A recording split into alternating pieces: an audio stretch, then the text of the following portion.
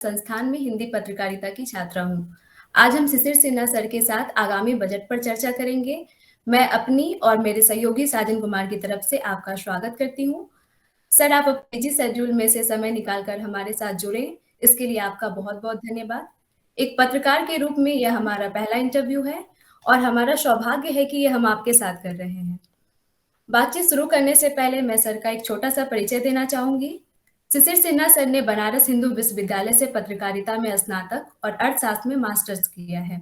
आपने 1995 में पत्रकारिता की शुरुआत की और देश के कई नामी अखबारों और चैनलों अमर उजाला, आज तक, सीएनबीसी आवाज, एबीपी न्यूज में काम किया है और वर्तमान समय में द हिंदू बिजनेस लाइन में सीनियर डिप्टी एडिटर के रूप में कार्यरत हैं।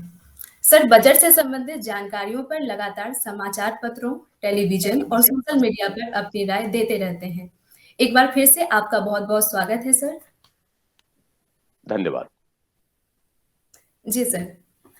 सर, मेरा आपसे पहला सवाल यह है कि एक बिजनेस पत्रकार के रूप में आप 2000 से अब तक 20 से भी ज़्यादा बजट कवर कर चुके हैं और देश की अर्थव्यवस्था की बहुत अच्छी समझ रखते हैं।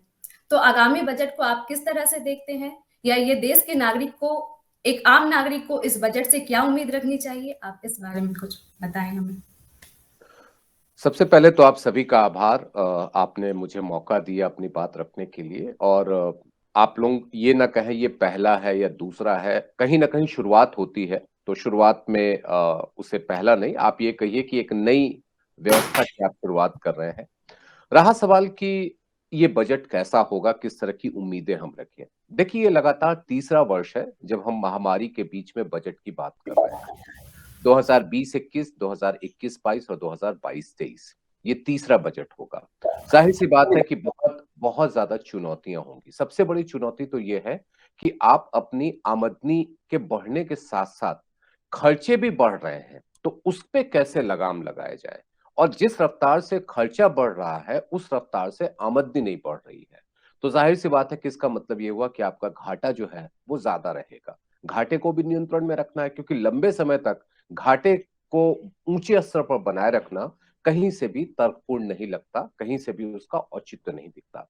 तो सबसे पहली चुनौती तो यह है कि खर्च में जो बढ़ोतरी की रफ्तार है उसको कम कैसे किया जाए, या यूं कह ले कि आमदनी के बढ़ने की रफ्तार को और तेज किया जाए ताकि खर्चों में हो रही बढ़ोतरी से निपटने में मदद मिले। पहली चुनौती तो यह है। दूसरा यह है कि हमारा जो घाटा है, जिसको हम लोग अर्थशास्त्र की भाषा में राजकोषीय घाटा या फिस्कल डेफिसिट कहते हैं, और आम बोलचाल की भाषा में सरकारी खजाने का घाटा कहते हैं, उसको कैसे नियंत्रण में किया जाए। आपको याद होगा कि 2020-21 में घाटा काफी ज्यादा था। 2021-22 में उस घाटे को 6.5% तक लाने की बात कही गई, और अब ये चर्चा है कि क्या हम इसे और कम करें। यहाँ पर आपको मैं याद करना चाहूंगा कि एक कानून है जिसको हम लोग fiscal responsibility and budget management act, FRBM कहते हैं। उस कानून के तहत सरकार को जो घाटा होता है, जो फिस्कल डेफिसिट है, उसको 3% पर लाने की बात है। हालांकि विशेष परिस्थिति में इसमें छूट दी जा सकती है, इसको हम लोग पॉज करते हैं। ये विशेष परिस्थिति है, लेकिन बहुत ज्यादा घाटा बढ़ता है तो इसका मतलब ये होगा कि आप बाजार से ज्यादा उधारी लेंगे। जब बाजार से ज्यादा उधारी लेंगे तो आने वाले सालों में उसके ब्याज और उस कर्ज को चुकाने में आपके संसाधन का एक बड़ा हिस्सा चला जाएगा। तो नतीजा क्या होगा कि आपके ऊपर ब्याज का बोझ बढ़ता जाएगा, आपके ऊपर कर्ज चुकाने का जो बोझ है वो बढ़ता जाएगा। तो आने वाले समय में संसाधन और भी कम हो जाएंगे विकास के कार्य के लिए। तो एक बड़ी चुनौती है कि हम घाटे को कैसे कम कर सके, घाटे को हम कैसे सीमित कर सके। चौथा जो मुझे लगता है कि जो एक अहम इस समय मुद्दा है कि कई जन कल्याणकारी योजनाएं हैं। चाहे आप पीएम गरीब किसान की बात कर ले, खाद्यान्न की बात कर ले, से जुड़ी हुई जो योजनाएं हैं उन योजनाओं पर, या मनरेगा की बात कर ले, उन पर आवंटन कैसे बढ़ाया जाए। और दूसरी ओर जो दो बड़ी चीजें हैं, शिक्षा और स्वास्थ्य, खास तौर पे मैं स्वास्थ्य की बात करूंगा। बीते वर्ष आवंटन बढ़ाया गया, लेकिन अभी उस पर और ज्यादा बढ़ाने की जरूरत है। वैक्सीन के ऊपर भी खर्च बढ़ाने की जरूरत है। तो ये एक चौथा मुद्दा होगा जिस पर हमारी नजर होगी कि सरकार उसमें क्या कुछ प्रावधान करती है। और पांचवा जो कि सबसे ज्यादा अहम है, क्योंकि ये चुनाव का वर्ष है, 5 राज्यों के विधानसभा चुनाव हो रहे हैं, और एक आप इसको ये भी देख सकते हैं कि आम चुनाव के ठीक पहले का ये आखिरी पूर्ण बजट तो नहीं कहेंगे, लेकिन आखिरी एक ऐसा बजट होगा जिसमें सरकार बड़े ऐलान कर सकती है, क्योंकि अगले वर्ष उसका दबाव अलग हो जाएगा। तो उसको देखते हुए क्या लोक लुभावन बनाम अर्थनीति, अर्थ जो तर्क कहते हैं, उनके बीच संतुलन बनाने की कोशिश होगी, या केवल लोक लुभावन बातें होंगी, या फिर वास्तविक जो अर्थव्यवस्था की जरूरत है उन पर ध्यान होगा। तो ये 5 ऐसी चीज है जिसको लेकर के इस बजट पर हमारी नजर रहेगी। जी सर, शुक्रिया आपका।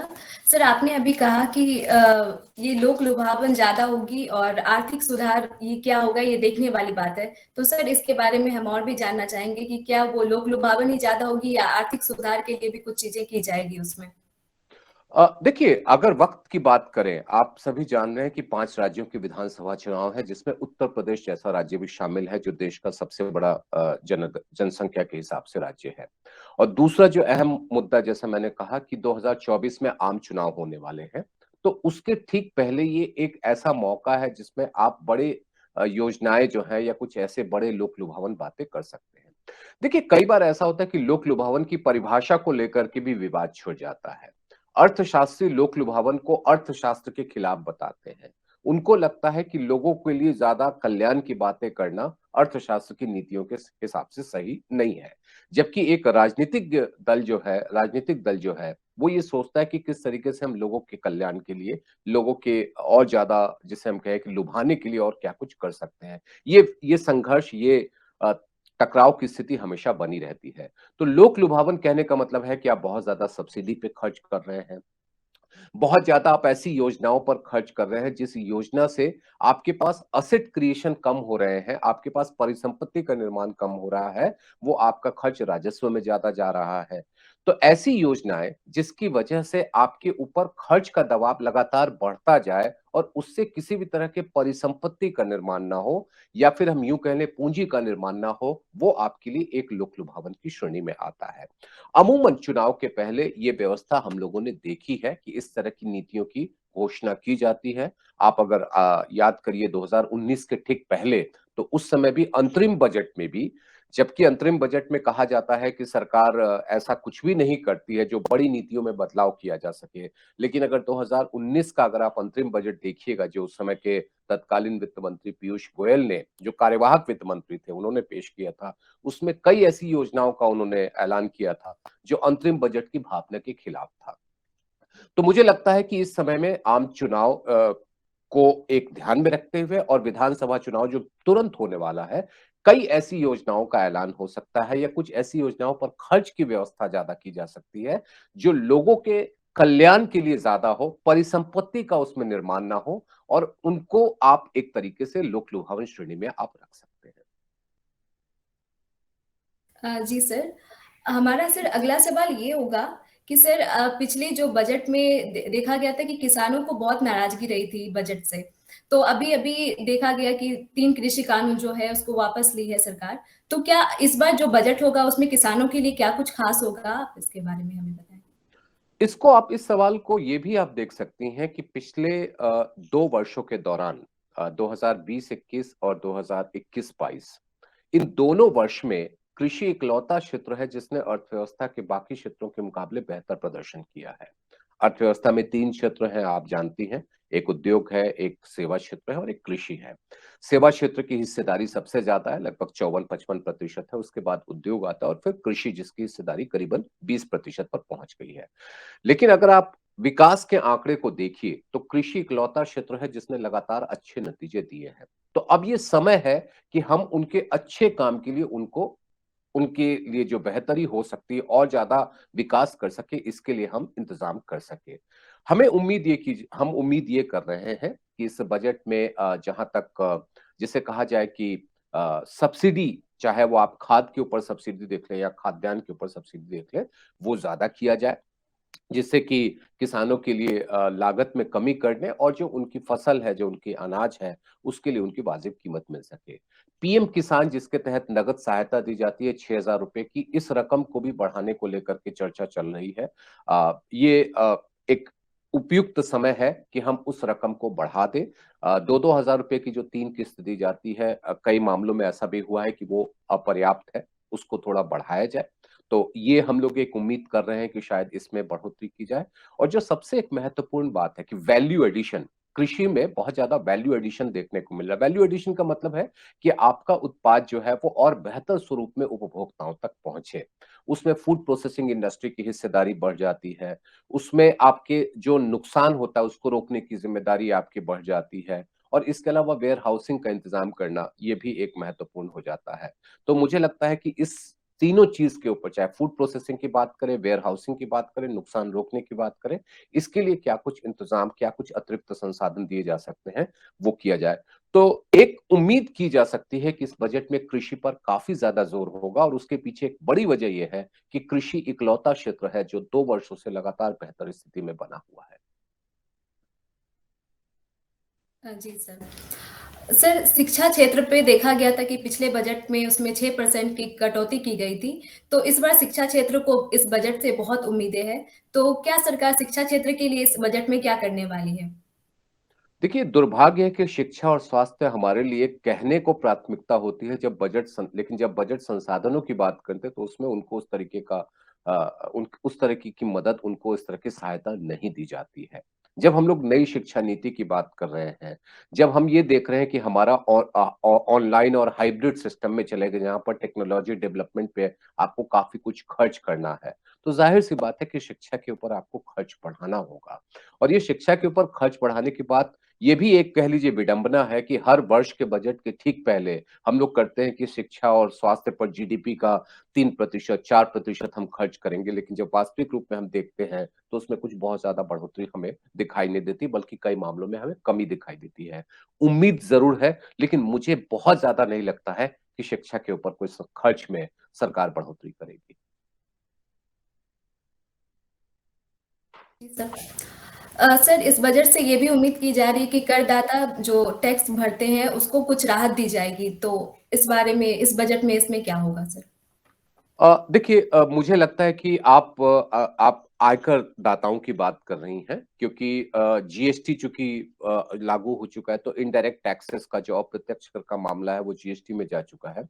तो रहा सवाल आयकर दाताओं के लिए, देखिए आयकर दाता के लिए अभी 3 व्यवस्था जो अहम है। एक क्या है कि आपको 2.5 लाख रुपए तक की जो आमदनी है सालाना, उस पर आपको कर नहीं देना है, और कई तरह की छूट के जरिए ये रकम 5 लाख रुपए तक पहुंच जाती है, यानी कि 5 लाख रुपए तक की सालाना आय वालों को एक भी पैसा आयकर नहीं देना होता है, लेकिन स्लैब आपका 2.5 यानी कि 2.5 लाख रुपए का है।